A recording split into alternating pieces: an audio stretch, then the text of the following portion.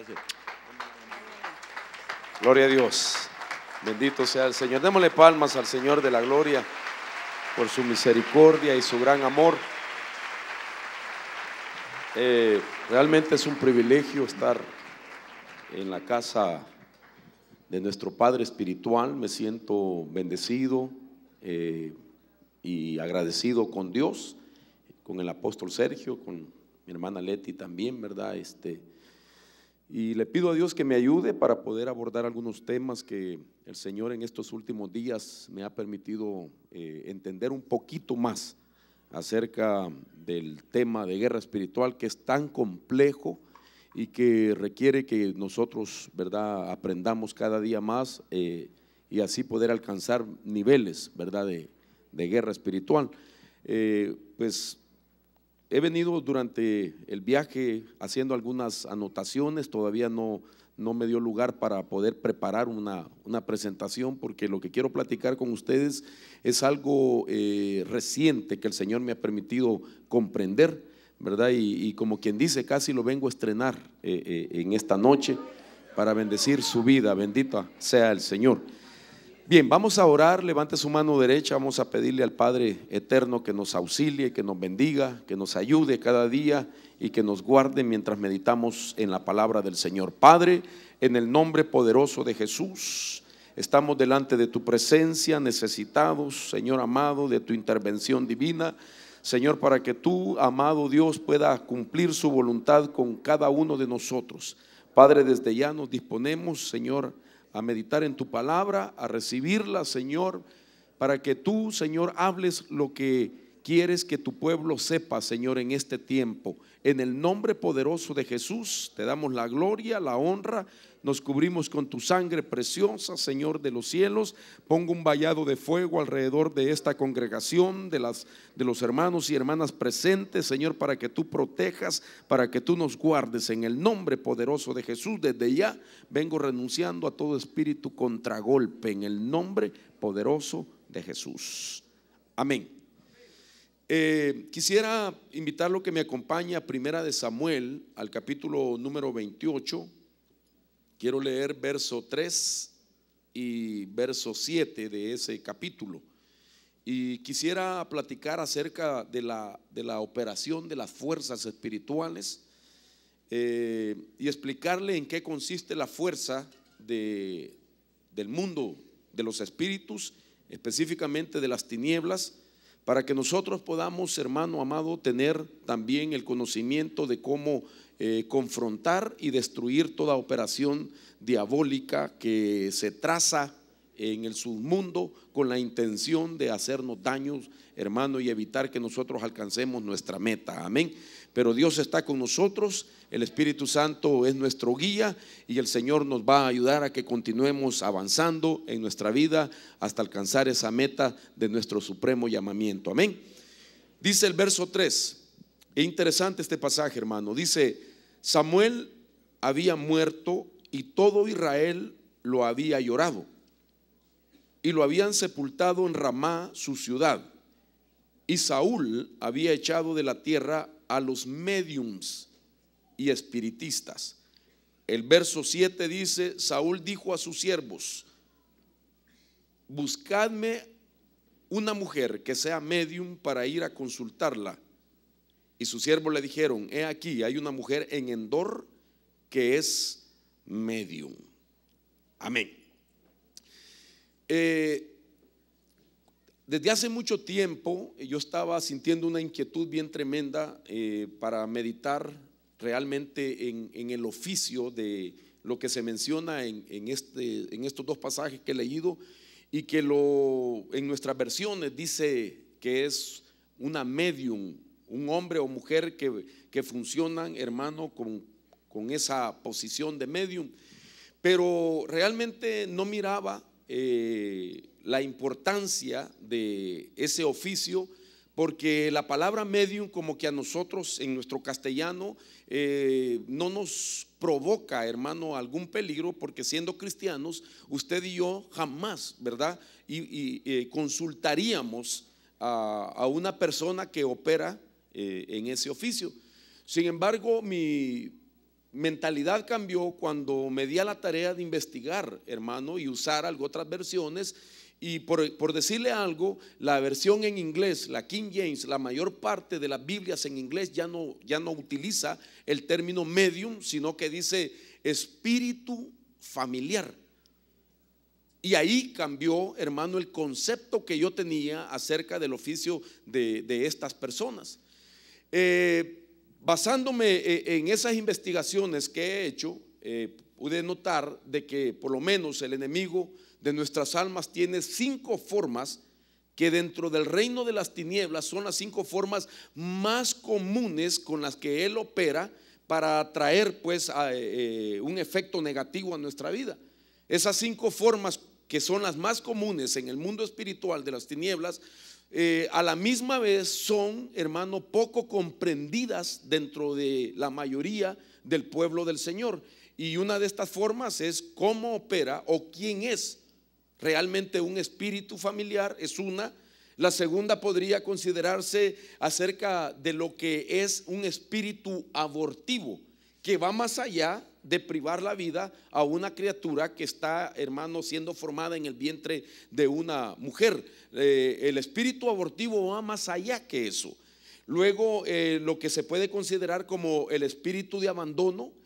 Luego el espíritu de seducción y el espíritu de impureza. Son 5 formas comunes en el mundo espiritual con las que frecuentemente Satanás está operando en el mundo para provocar, hermano, aspectos negativos. Sin embargo, repito, la mayor parte del pueblo del Señor desconoce cuál es la dinámica, cuál es la forma de operación, cómo se pueden identificar.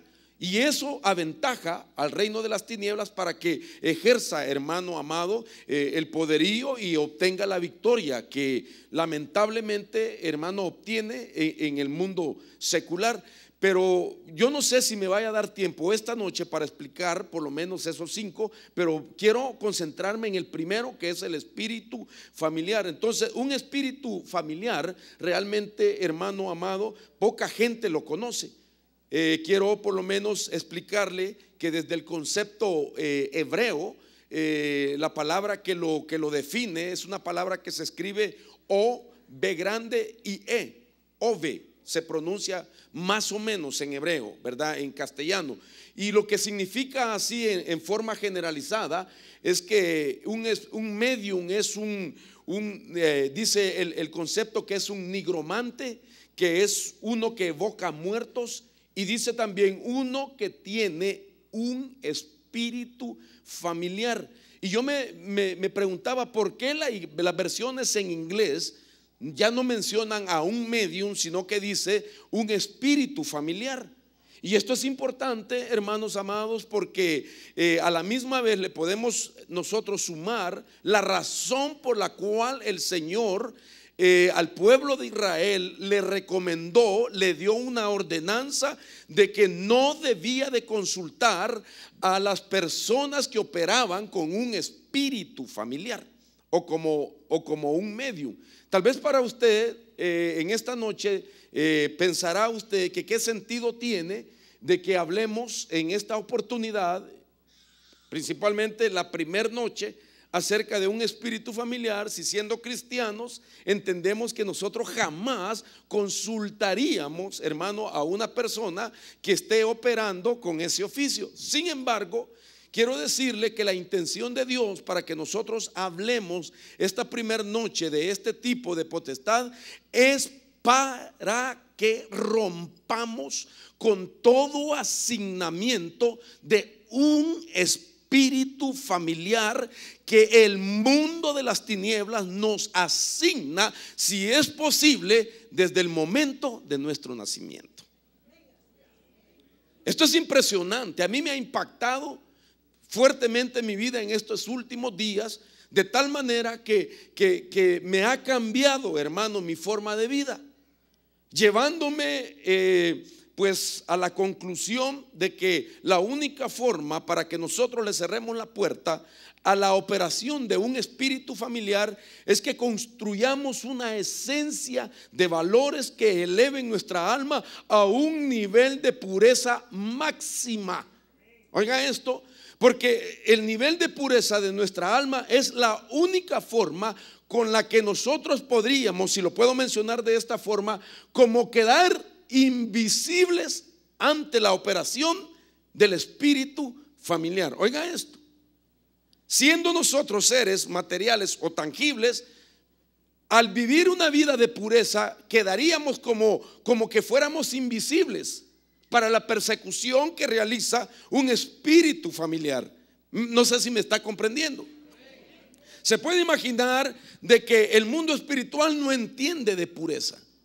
Ningún demonio, ningún espíritu inmundo, por eso son inmundos, entienden, hermano, el poder de la pureza. Y es algo que Dios nos ha dejado en nuestro corazón y que a través del Espíritu Santo nosotros podemos alcanzar. De manera que cuando un hombre de Dios o una mujer, hermanos, elevan su vida, su alma a un nivel de pureza que no tenían, es como que quedaran invisibles ante la persecución de este tipo de espíritus. Y esto se entiende, hermano, en la razón por qué la Biblia misma dice en el Salmo 91 que el que habita en el secreto del Elayo.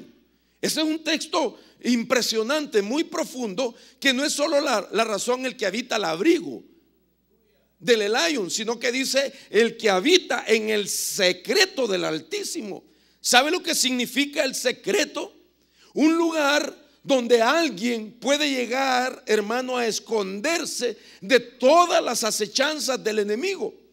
De tal manera que no importa que Satanás pueda estar en el ambiente, a un lado, a la derecha o a la izquierda, el que logra penetrar ese secreto de Dios en fe y esconderse en ese secreto, no hay demonio que te pueda encontrar, porque es el secreto del Dios Altísimo. La Biblia dice en hebreo, cuando habla del secreto del Altísimo, la Biblia en hebreo dice el catar de Dios. Y la palabra catar dice que es la parte más profunda y que jamás se ha podido encontrar. Y ahí Dios nos esconde a nosotros. De tal manera que es como una senda donde tú puedes ir y el que es como león rugiente que anda alrededor, ni siquiera se da cuenta que tú estás presente en el ambiente, porque estás refugiado en el secreto del Altísimo. Bendito sea su nombre. Dele palmas al Dios de la gloria. Y la llave para ese secreto es la pureza de nuestra alma. Elevar, hermano, la esencia de valores en nuestra alma nos lleva a poder penetrar el secreto de Dios, para que el enemigo, específicamente este género de potestades, no pueda continuar con el asignamiento que le ha sido dado.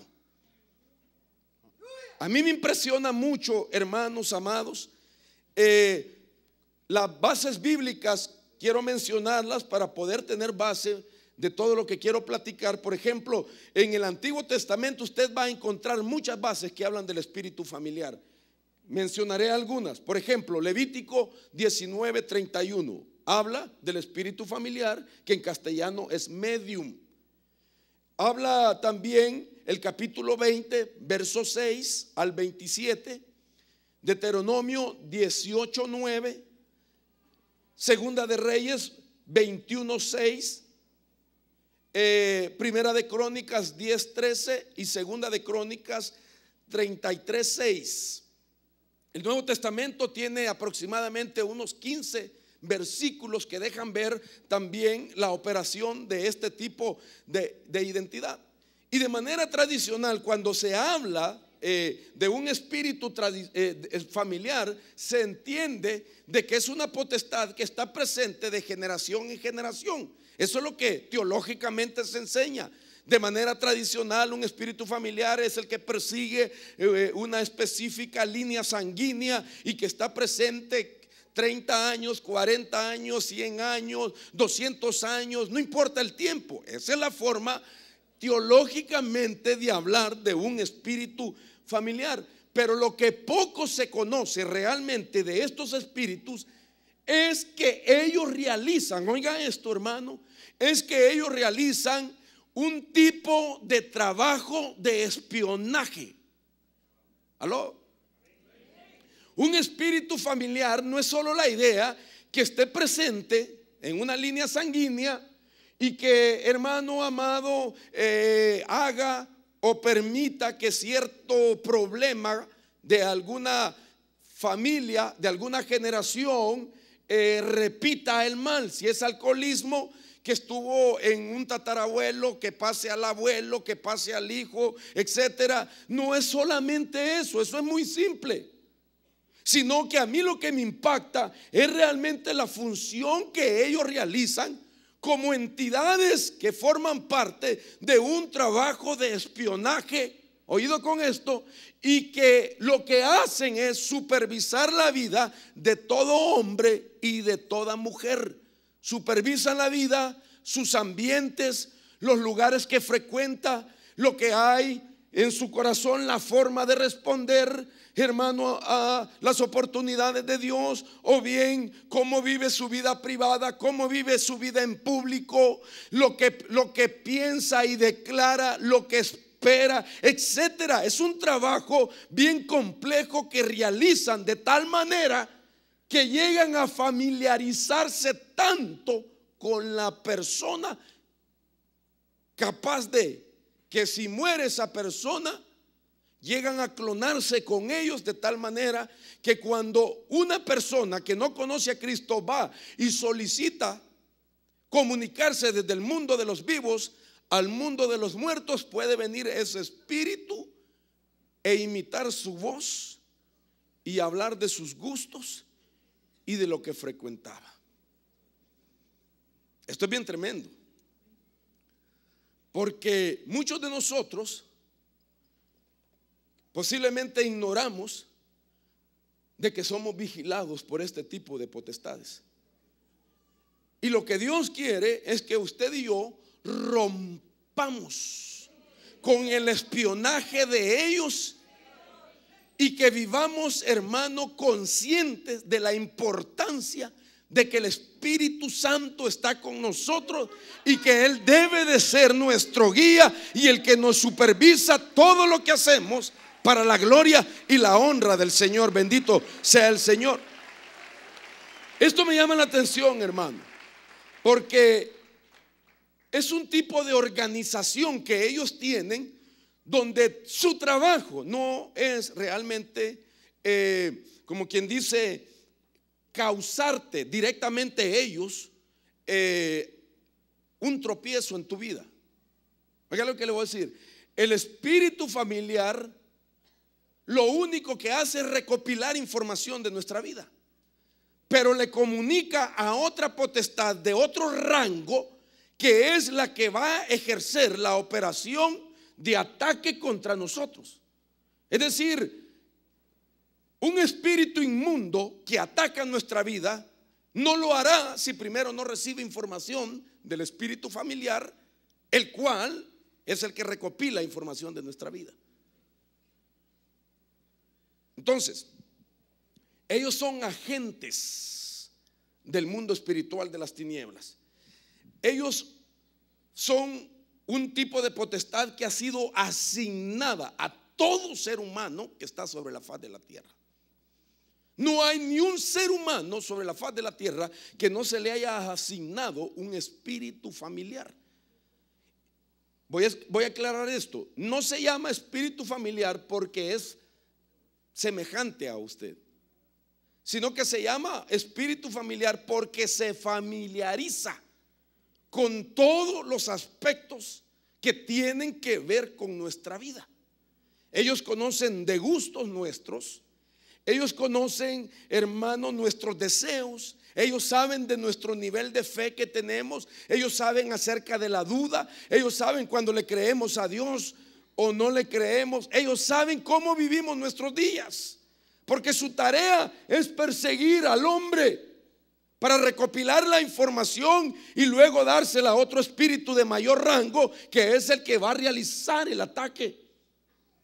Pero si nosotros logramos escondernos del espionaje de ellos entonces no tendrán información para compartirla, de manera que no habrá ataque a nuestra vida que nos pueda detener en nuestro avance hacia el encuentro glorioso con nuestro Señor Jesucristo. Bendito sea su nombre. Oiga esto, hermano. La Biblia dice, el apóstol Pablo hablando, que el sacrificio de Cristo lo que hizo fue anular el acta de los decretos. Esa palabra acta es, hermano, los documentos que informaban acerca de nuestra vida. Esos documentos son el régimen de derechos que estos espíritus recopilan y presentan, si es necesario, en los tribunales espirituales.